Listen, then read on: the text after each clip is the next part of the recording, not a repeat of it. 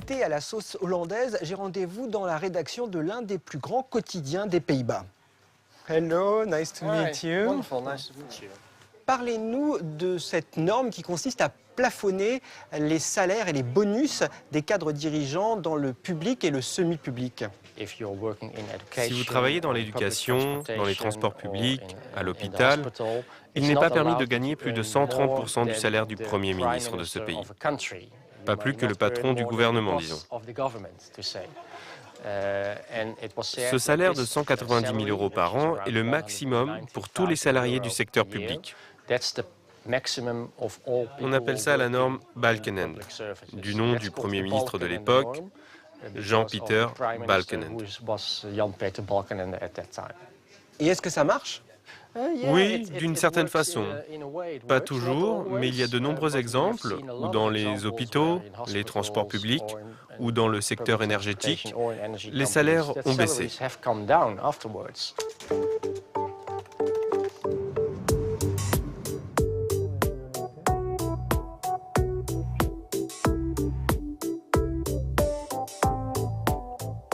Ce plafond aligné sur le salaire du Premier ministre est une norme. Elle sera imposée par la loi à partir de l'an prochain. Mais déjà, beaucoup de directeurs et de cadres dirigeants du secteur public et semi-public se sont fait un harakiri salarial.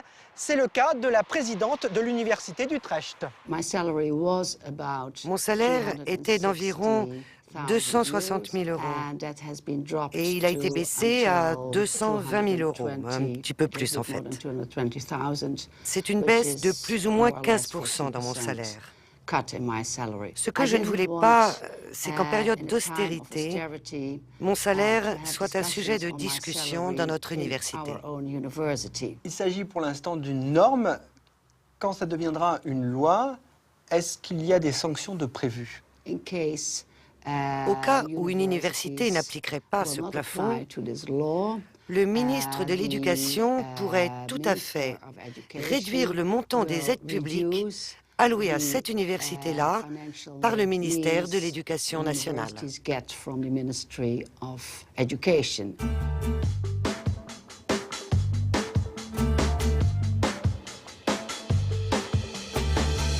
Tant qu'à faire, pourquoi ne pas étendre cette mesure, ce plafond salarial, au secteur du privé? C'est la question que je vais poser à Bas, représentant du VVD, la principale force politique du pays. Alors, quel est le point de vue de votre parti sur cette question?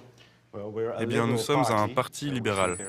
Donc nous pensons qu'il y a une grande différence entre le public et le secteur privé. Le privé est un secteur libre et nous sommes en faveur de la libre entreprise. Donc nous ne voulons pas fixer de limites dans le privé. Vous voulez que les riches deviennent toujours plus riches? Eh bien, s'ils travaillent dur, ça ne me dérange pas qu'ils deviennent plus riches. Les Pays-Bas étaient presque un pays communiste, avec la différence entre haut et bas salaire la plus réduite dans toute l'Europe. Selon moi et mon parti, ce n'est pas grave si l'écart s'accroît tant qu'il y a une croissance de l'économie.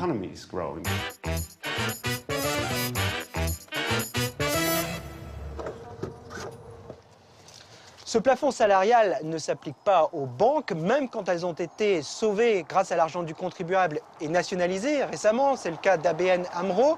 Son patron continue de percevoir un salaire de 750 000 € par an. C'est nettement mieux que le Premier ministre des Pays-Bas, mais moins bien que ses prédécesseurs qui, avant la nationalisation de cette banque, touchaient des millions d'euros.